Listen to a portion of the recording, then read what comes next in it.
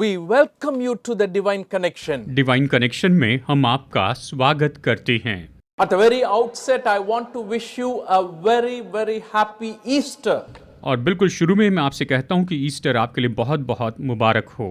You know, resurrection of Jesus Christ is very pivotal, important to each of our lives. प्रभु यीशु मसीह का पुनरुत्थान हम में से हर एक के जीवन के लिए बहुत बहुत महत्वपूर्ण है।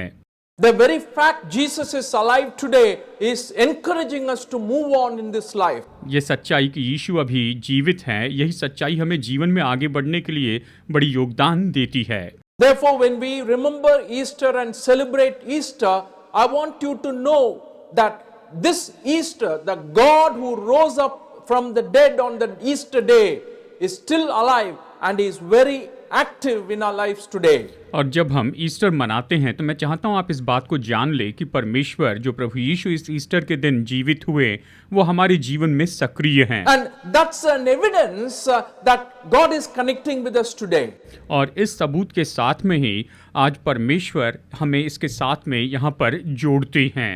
You know, when we say divine connection, we mean to say that this God who is alive, He knows you and He is working in your life every day. जब हम डिवाइन कनेक्शन कहते हैं तो इसका मतलब ये है कि परमेश्वर आपको जानते हैं, प्रतिदिन वो आपके जीवन में काम कर रहे हैं। And particularly He is speaking to you through His word. और खास करके वो अपने वचन के द्वारा आपसे बातें करते हैं। So in this program we always share from God's word which is so alive in each of our lives so that our lives can be transformed and become better and better every day. इस programme में हम परमेश्वर के वचन में से बात करते हैं ताकि हमारा जीवन बदल जाए और प्रतिदिन बेहतर होता जाए। Therefore, today I want to talk about the value and the importance of the resurrection in our life. और इसलिए आज मैं पुनरुत्थान का हमारे जीवन में मूल्य और क्या महत्व होता है इस पर बताना चाहता हूँ। I want to read a passage to begin with for our presentation today. आज के हमारे प्रेजेंटेशन के लिए मैं वचन भाग यहाँ पर पढ़ना चाहता हूँ। 1 Peter chapter 1 verses 3 onwards. पहला पत्रस अध्याय 1 वचन 3 से आगे। Let me read it for you and you listen to it carefully. आइए मैं इसे पढ़ता हूँ, आप गौर से सुनिए। Praise be to the God and Father of our Lord Jesus Christ.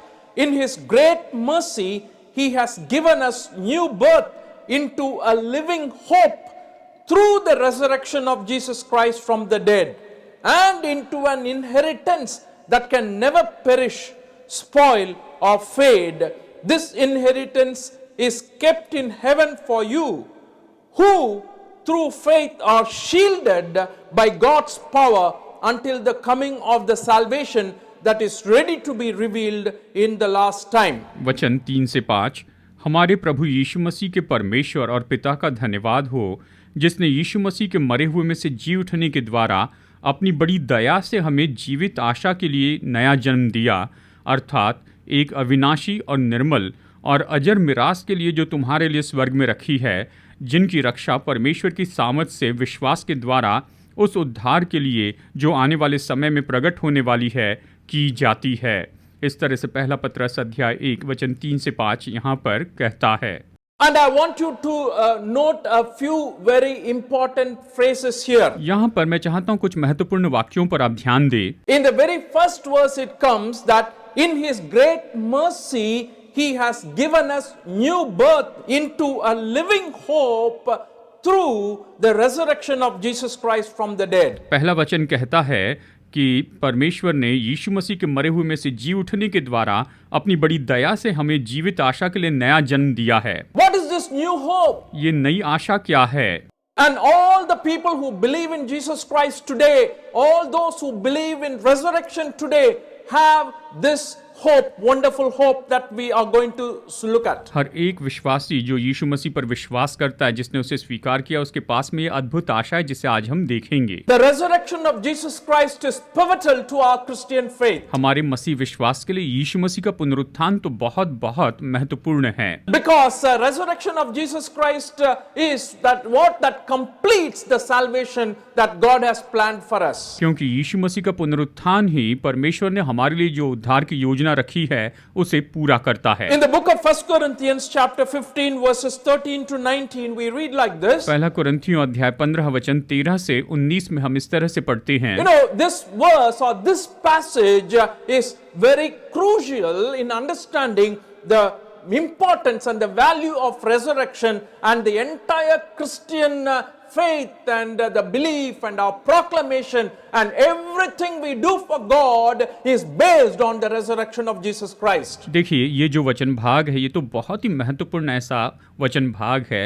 जो कुछ भी हम विश्वास करते हैं ये सब कुछ जो है यीशु मसीह के पुनरुत्थान पर आधारित है। And I want you to read, though this passage is talking about the resurrection of the believers, Apostle Paul connects the resurrection of the believers so closely to the resurrection of Christ. यहाँ पर प्रेरित पौलुस विश्वासियों के पुनरुत्थान के बारे में कह रहा है, लेकिन विश्वासियों का पुनरुत्थान मसीह के पुनरुत्थान के बहुत ही करीब है।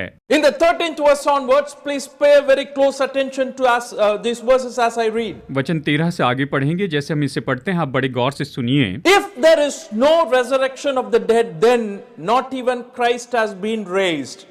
And if Christ has not been raised, our preaching is useless, and so is your faith. More than that, we are then found to be false witnesses about God, for we have testified about God that He raised Christ from the dead, but He did not raise Him, if in fact the dead are not raised. वचन 13 से आगे, यदि मरे हुओं का पुनरुत्थान है ही नहीं तो मसीह भी नहीं जी उठा, और यदि मसीह नहीं जी उठा तो हमारा प्रचार करना भी व्यर्थ है और तुम्हारा विश्वास भी व्यर्थ है। वरन हम परमेश्वर के झूठे गवाह ठहरे, क्योंकि हमने परमेश्वर के विषय में ये गवाही दी कि उसने मसीह को जिला दिया, यद्यपि नहीं जिलाया, यदि मरे हुए नहीं जी उठते। And another two verses, let me read it, 16 and 17. For if the dead are not raised, then Christ has not been raised either. And if Christ has not been raised, your faith is futile. You are still in your sins. वचन 16 और 17, यदि मुर्दे नहीं जी उठते तो मसीह भी नहीं जी उठा, और यदि मसीह नहीं जी उठा तो तुम्हारा विश्वास व्यर्थ है और तुम अब तक अपने पापों में फंसे हो। इस तरह कहता है। What is Paul trying to say here? पौलुस यहाँ पर क्या कहना चाहता He's है? saying your whole faith is centered or having its foundation only on the resurrection of Jesus Christ. If that resurrection is not a fact, then there is no point in believing in Christian faith. वो यहाँ पर यही कह रहा है कि तुम्हारा जो विश्वास है वो पूरी तरह से पुनरुत्थान पर आधारित है, और यदि पुनरुत्थान हुआ ही नहीं है तो मसीह पर विश्वास करना व्यर्थ हो जाएगा। So what we want to say is, as we move into our understanding of the resurrection, we say this is the foundational truth for our faith and what we believe in the Lord Jesus Christ. पुनरुत्थान के बारे में हमारी समझ में जैसे हम आगे बढ़ते हैं तो हम यही कहेंगे, हम जो प्रभु यीशु पर विश्वास करते हैं उसके लिए बुनियादी सच्चाई है। You and I have a hope.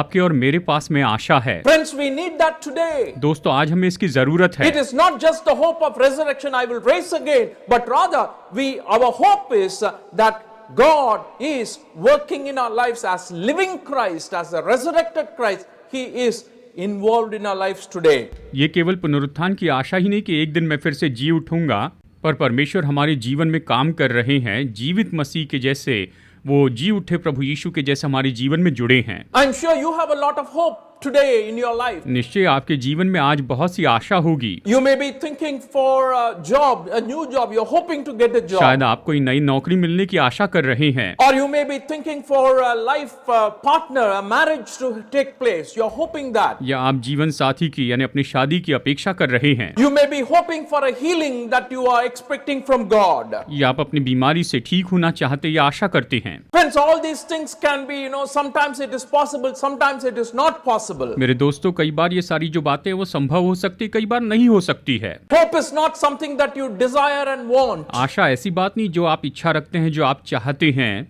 Biblical hope is faith which is unshakable and it is surely going to take place. It's an affirmation. Bible की आशा तो ये है, ये तो विश्वास करना है कि ये निश्चय ही होगा, ये उसकी शाश्वती है। The story is told of a man who was sentenced to death by a king. एक कहानी बताई जाती है कि एक समय की बात है, एक राजा ने एक मनुष्य को मृत्यु दंड दे दिया था। He said to the king, please allow me to live for one more year. उसने उस राजा से विनती की कि कृपया कर मुझे बस एक और साल जीवित रहने दे। If you allow me to live for one more year, then I will make your horse fly. और अगर तू मुझे बस एक और साल जीवित रहने देगा राजा, तो मैं तेरे घोड़े को उड़ने लगाऊंगा। And everyone was wondering, how can he make his horse fly to fly in 1 year's time? और सब लोग ये सोचने लगे कि एक साल के समय में ये इसके घोड़े को कैसे उड़ना सिखाएगा। And he started telling king, if your horse is not flying, then you can put me to death. और फिर उसने राजा से कहा कि अगर तेरा घोड़ा नहीं उड़ेगा तो राजा तू मुझे मृत्युदंड देना। So the convict's friends later on asked him, why did you say that? Is it possible to get it done? तो जो व्यक्ति अपराधी था उसके दोस्त ने उससे पूछा, तूने ऐसा क्यों वादा किया, ये नहीं हो सकता है। How are you going to do it? तुम इसे कैसे करोगे? He replied, तो उसने ये उत्तर दिया, who knows that in the next 1 year what will happen? उसने कहा कि कौन जानता है कि अगले एक साल में क्या होगा। The king may die, शायद राजा ही मर जाए, or the horse may die, या फिर घोड़ा मर जाए, or even the horses may fly. या फिर हो सकता है कि घोड़ा उड़ने लग जाए। Friends, this is one kind of a hope. देखिए ये एक तरह की आशा है। This is not the hope that we are talking हम इस about. तरह की आशा के बारे में नहीं कह रहे हैं। This is not the hope that the Bible is promising to us. Bible इस तरह की आशा की हमसे प्रतिज्ञा नहीं करती है। As I mentioned to you earlier, hope is very, very definitive in the Bible. जैसे मैंने आपको पहले बताया, बाइबल में आशा तो बहुत ही निश्चित है। Something that is going to happen without a hint of a doubt. ऐसा कुछ जो होने वाला है और उसके बारे में कोई भी संदेह नहीं है। I want to tell you, you have a hope because Jesus rose from the dead. मैं आपसे कहना चाहता हूँ आपके पास आशा है क्योंकि यीशु मुर्दों में से जी उठे हैं। You know, in the Old Testament, a lot of saints and those who believed and trusted in God very, very firmly said that God is their hope. देखिए पुराने नियम में बहुत से संत जो उस समय में जी रहे थे, उन्होंने कहा बिल्कुल निश्चित रीति से परमेश्वर में आशा है। In the book of Psalms chapter 39 verse 7 he says like this, but now Lord, what do I look for? My hope is in you. भजन 39:7 कहता है, अब हे प्रभु मैं किस बात की बाट जो हूँ, मेरी आशा तो तेरी ओर लगी है। इस तरह कहता है। And also in the book of Psalms, same book 71:5, we read like this, for you have been my hope, sovereign Lord, my confidence since my youth. भजन 71:5 कहता है, क्योंकि हे प्रभु यहोवा मैं तेरी बाट जोहता आया हूँ, बचपन से मेरा आधार तू है। इस तरह ये कहता है। So what we are saying is, before Jesus Christ went to the cross, he said very, very clearly to his disciples that I will rise again on the third day.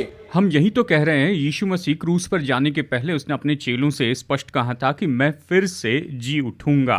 Therefore the disciples, they must have hoped for it. और इसीलिए चेलों ने निश्चय ही इसके लिए तो आशा रखनी चाहिए थी। In the Gospel of Matthew chapter 17 verse 23, let me read it for you. मत्ती 17:23 में पढ़ते हैं, When they came together in Galilee, he said to them, the Son of Man is going to be delivered into the hands of men. They will kill him, and on the third day he will be raised to life. And the disciples were filled with grief. मत्ती अध्याय 17 वचन 22 और 23 इस तरह से कहता है, जब वे गलील में थे तो यीशु ने उनसे कहा, मनुष्य का पुत्र मनुष्य के हाथ में पकड़वाया जाएगा, वे उसे मार डालेंगे और वो तीसरे दिन जी उठेगा। इस पर वे बहुत उदास हुए। Friends, not just in this passage, as you read the Gospels continuously, Jesus has been reminding them, telling them very clearly that he is going to die and he is going to rise up again on the third day. दोस्तों केवल इसी वचन भाग में नहीं, लेकिन सुसमाचार में बार बार हम देखते हैं यीशु ने अपने चेलों से कहा कि वो मारा जाएगा और फिर उसके बाद में वो तीसरे दिन जी उठेगा। Because of time, I am not reading all these verses. समय की कमी के कारण मैं ये सारे वचन नहीं पढ़ रहा हूँ, But I want to read this one verse which was told after Jesus rose from the dead. लेकिन ये एक वचन पढ़ना चाहता हूँ जो यीशु के पुनरुत्थान के बाद में कहा गया। Matthew chapter 28 verse 6, it says, the angel tells them, he is not here, he has risen just as he said. Come and see the place where he lay. मत्ती 28:6 यहाँ पर कहता है, स्वर्गदूत ने उनसे कहा वो यहाँ नहीं है, परंतु अपने वचन के अनुसार जी उठा है, आओ ये स्थान देखो जहाँ प्रभु पड़ा था। And they went and saw the place and it was empty. And I want to tell you, instead of joy, Actually, they were filled with a lot of fear, lot of anxiety, and they did not understand what was happening on that day. उन्होंने अंदर जाकर देखा कि जगह तो खाली है और वहां पर आनंद से भर जाने के बजाय वो तो बहुत ही डर से भर गए और परेशान हो गए। उन्हें पता ही नहीं था क्या हुआ है। When you read the gospel stories, even when the women told them that we have seen Jesus, they said, what are you talking about? They were really saying that you're not making any sense. सुसमाचार की कहानी में आप पढ़िए, जब स्त्रियों ने चेलों से कहा कि हमने उसे देखा है, तो वो उसे नहीं समझ पाए। चेले कह रहे थे कि तुम क्या कह रहे हो, पता नहीं। That was the context in which, friends, I want to tell you what happened 2000 years ago.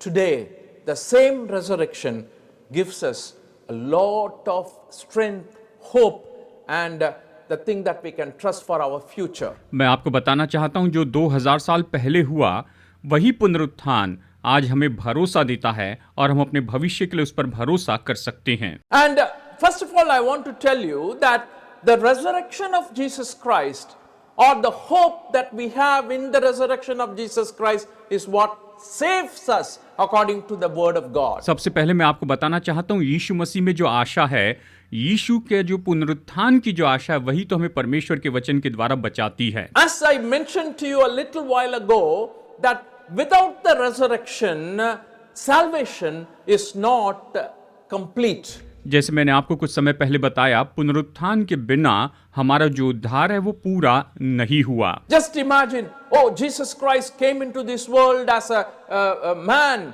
and lived a sinless life, and he was crucified on the cross of Calvary. He was tortured, he shed his blood for the sins of the world, but he died, and that's all. और ज़रा इसके बारे में कल्पना कीजिए कि यीशु मसीह संसार में आए, एक मनुष्य के रूप में उसने निष्पाप जीवन जिया, मनुष्य के पाप के लिए उसने अपना लहू बहाया और वो मर गए, और केवल वहीं पर सब रुक जाएं। And that is not what was the plan God had for the world and for Jesus. यीशु के लिए और संसार के लिए परमेश्वर की ये योजना नहीं थी। God's plan is that Jesus has to raise from the dead, and through that resurrection we are saved. परमेश्वर की योजना ये थी कि यीशु पुनरुत्थान के द्वारा जी उठे और उस पुनरुत्थान के द्वारा हमारा उद्धार हो सके। Just want to remind you about the first verse we read in this program, 1 Peter 1:3-5. पहला पत्रस अध्याय 1 वचन 3 से 5 में हमने जो यहाँ पर पढ़ा है, It says, "Praise be to the God of our Father Jesus Christ. In His great mercy, He has given us new birth into a living hope through the resurrection of Jesus Christ from the dead." जैसे हमने शुरू में जो वचन पढ़ा था, पहला पत्रस अध्याय 1 वचन 3 से आगे, आइए इस समय हम उसे फिर से पढ़ते हैं। हमारे प्रभु यीशु मसीह के परमेश्वर और पिता का धन्यवाद हो, जिसने यीशु मसीह के मरे हुए में से जी उठने के द्वारा बड़ी दया से हमें जीवित आशा के लिए नया जन्म दिया है। So, what we see here is resurrection and salvation are so closely connected. हम यहाँ पर देखते हैं कि पुनरुत्थान और जो उद्धार है बिल्कुल आपस में जुड़ा हुआ है। Friends, this is not the only verse that connects resurrection and salvation. You read, there are many verses. Let me read it for you because this is very important. Why I'm saying is, without the resurrection, the salvation is not perfect. ये बहुत ही महत्वपूर्ण बात है। चलिए इस पर कुछ वचन पढ़ते हैं। मैं यही तो कह रहा हूँ कि पुनरुत्थान के बिना हमारा उद्धार सिद्ध नहीं होता है। 1 Peter chapter 3 verse 21. पहला पत्रस अध्याय 3 वचन 21। And this water symbolizes baptism that now saves you also. Not the removal of dirt from the body, but the pledge of a clear conscience towards God. It saves you by the resurrection of Jesus Christ. उसी पानी का दृष्टांत अर्थात बपतिस्मा यीशु मसीह के जी उठने के द्वारा अब तुम्हें बचाता है। इससे शरीर के मैल को दूर करने का अर्थ नहीं है, परंतु शुद्ध विवेक से परमेश्वर के वश में हो जाने का अर्थ है। Therefore, our salvation is very closely related to the resurrection of Jesus Christ. इसीलिए हमारा जो उद्धार है वो यीशु मसीह के पुनरुत्थान के साथ बहुत करीबी रूप में जुड़ा We है। are hoping for the future where we are going to be completely transformed and saved when Jesus comes again. हम भविष्य के बारे में आशा करते हैं, जब यीशु वापस आएंगे तो हम पूरी तरह से बदल जाएंगे, उद्धार पाएंगे। This hope is something that we have not experienced as yet. यह ऐसी आशा है जिसका अब तक हमने अनुभव नहीं We will किया। all be raising up from the dead. हम सब मुर्दों में से जिलाए जाएंगे। If you're alive when Jesus comes, we will be transformed. अगर यीशु के आते समय आप जीवित रहे तो बदल We are जाएंगे। waiting patiently for that to take place. वो होने के लिए हम बड़ी धीरज से राह देख रहे हैं। And in the meantime, we are called to believe in the resurrection of Jesus Christ, which makes our salvation perfect. और इस बीच के समय में हमें यीशु मसीह के पुनरुत्थान के ऊपर विश्वास करना है, वही तो हमारे उद्धार को सिद्ध करता है। Today we confess Jesus Christ as Lord through our mouth. आज अपने मुंह से हम यीशु मसीह को प्रभु जानकर अंगीकार करते हैं And that's very, very और important. ये बहुत महत्वपूर्ण है। And why we confess Him as Lord and Savior is because of His resurrection. उसके पुनरुत्थान के कारण ही हम उसे प्रभु और उद्धारकर्ता के रूप में स्वीकार करते हैं। And the Bible very clearly says, every knee will bow, every tongue will confess that Jesus Christ is Lord. और बाइबल बहुत ही स्पष्ट बताती है कि हर एक घुटना टिकेगा और हर एक जीभ अंगीकार करेगी कि यीशु मसीह ही प्रभु हैं। This Jesus is powerful. He is available to help you, to save you today. ये यीशु तो निश्चय सामर्थी है और आज आपको उद्धार देने के लिए ये उपलब्ध है। The hope of resurrection, do you have that hope? पुनरुत्थान की आशा, क्या आपके पास में ये आशा है? Friends, it's possible only because of what Jesus has already done for us. दोस्तों, ये संभव है केवल उसी के द्वारा जो यीशु मसीह ने हमारे लिए किया है, उसी के द्वारा ये संभव है। And secondly, I want to share with you that the hope in the resurrection of Jesus Christ helps us to face the trials in this life. और दूसरी बात जो मैं आपको बताना चाहता हूं कि यीशु मसीह के पुनरुत्थान में विश्वास करने से इस संसार की चुनौतियों का सामना करने में मदद मिलती है। In the same chapter, 1 Peter chapter 1, verses 6 onwards, पहला पत्रस अध्याय 1 वचन 6 से आगे it says, and in all this you greatly rejoice, though now for a little while you may have had to suffer grief in all kinds of trials. These have come so that the proven genuineness of your faith, of greater worth than gold, which perishes even though refined by fire, may result in praise, glory and honor when Jesus Christ is revealed. वचन 6 से आगे, इस कारण तुम मगन होते हो, यद्यपि अवश्य है कि अभी कुछ दिन के लिए नाना प्रकार की परीक्षाओं के कारण दुख में हो, और ये इसलिए है कि तुम्हारा परखा हुआ विश्वास, जो आग में ताए हुए नाशमान सोने से भी कहीं अधिक बहुमूल्य है, यीशु मसीह के प्रकट होने पर प्रशंसा और महिमा और आदर का कारण ठहरे। यहाँ पर ये दो वचन इस तरह से कहते हैं। Peter is writing to a group of people who have been troubled, persecuted, and was scattered in different parts. पत्रस तो उन लोगों को लिख रहा था जिन्हें सताया गया था और संसार के अलग अलग भागों में वो तितर-बितर हो गए थे। They needed some help. उन्हें कुछ मदद चाहिए थी। They needed some hope. उन्हें आशा चाहिए थी। Where is the hope? वो आशा कहाँ Where थी? is the help? ये मदद कहाँ He थी? is saying because of the resurrection, you have the hope and you have the confidence to face the trials and challenges. कहता है पुनरुत्थान के कारण ही तुम्हारे पास आशा है कि तुम अपनी चुनौतियों का सामना करो। And he is encouraging them, look at the future. You have a savior. There is someone who is there available to help you. वो उन्हें प्रोत्साहित करता है कि भविष्य को देखो, तुम्हारे पास उद्धार करता है, वो तुम्हारी मदद करेगा। Don't just look at the momentary trials and troubles you are going through. अब जिस कुछ समय की परेशानियों से जा रहे हो उसे मत देखो। Because Romans 8:18 says, consider that our present sufferings are not worth comparing to the glory that will be revealed in us. Romeo 8:18 कहता है, क्योंकि मैं समझता हूँ कि इस समय के दुख और क्लेश उस महिमा के सामने जो हम पर प्रकट होने वाली है कुछ भी नहीं है। Dear friends, I want to encourage you, I want to tell you that we are looking forward to a great future, a glorious future when Jesus Christ comes. मेरे दोस्तों, मैं आपको बताना चाहता हूँ, हम यीशु मसीह के आने पर उस बड़े महान उज्जवल भविष्य को देख रहे हैं। It's worth pressing on. सच में आगे बढ़ते चले जाना इसके योग्य है। It is worth to sacrifice if need be. और अगर जरूरत पड़े तो बलिदान करना भी सच में योग्य है। And it is worth even being persecuted because of Jesus Christ. और यीशु मसीह के लिए अगर सताया भी जाए तो भी निश्चय मैं कहूंगा कि ये तो योग्य है। And you and I will be raised again. और आप और मैं फिर से जीवित किए जाएंगे। And that's what Apostle Paul says in 1 Corinthians chapter 15 verse 12 onwards. पहला कुरिन्थियों 15-12 से आगे प्रेरित पौलुस इसी के बारे में तो कह रहा है। I'm not reading the entire section. We have read some portion of it earlier. हमने इसका कुछ भाग पहले ही पढ़ा है, पूरा वचन नहीं He पढ़ेंगे। says very clearly that the resurrection of Jesus Christ is a guarantee that you will be raised again even though you die. और वो कह रहा है कि यीशु मसीह का पुनरुत्थान तो वो गारंटी है कि चाहे आप मर भी जाए तो भी आपको फिर से जिलाया जाएगा। Though there are many verses, I want to point out only one which is so powerfully revealed in the New Testament. हालांकि बहुत से वचन है, लेकिन एक वचन पर मैं यहाँ पर जोर देना चाहता हूँ जो सामर्थ्य रीति से नए नियम में ये प्रकट करता है। John, Gospel of John chapter 11 verses 25 and 26. यूहन्ना का सुसमाचार अध्याय 11 वचन 26 और 27 पढ़ते हैं। Jesus was telling to Martha who lost his brother. Yeshu Martha से कह रहे थे जिसका भाई मर चुका था। She was very, very sad. और मार्था बहुत ही दुखी हो गई थी। Crying out to Jesus. वो यीशु के सामने रो रही थी। All the people were watching her. और सभी लोग उसे देख रहे थे, मार्था इतनी रो रही थी। And Jesus tells these verses to her. और यीशु इन शब्दों में मार्था से कहते हैं। Jesus told her, I am the resurrection and the life. The one who believes in me will live, even though they die.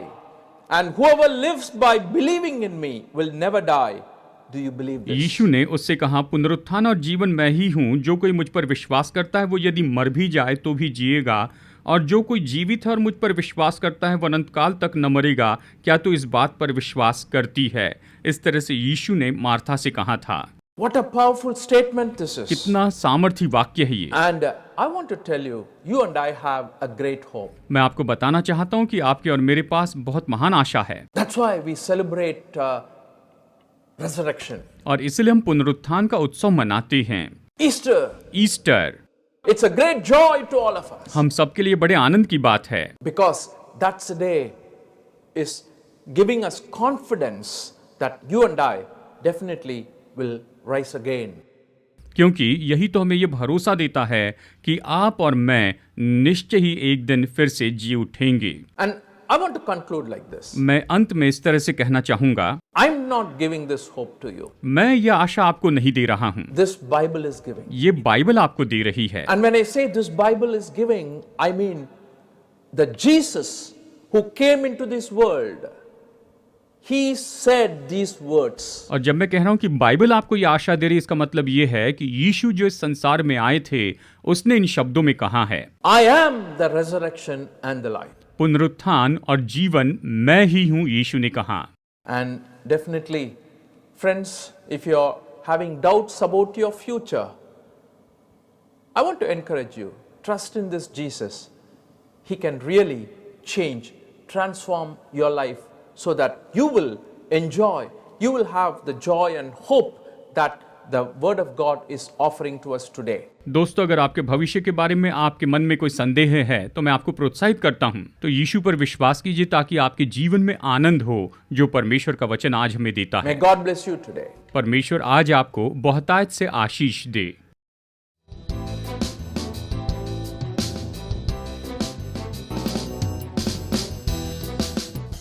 Study the Word of God in a private and personal way through our online study website. Contact number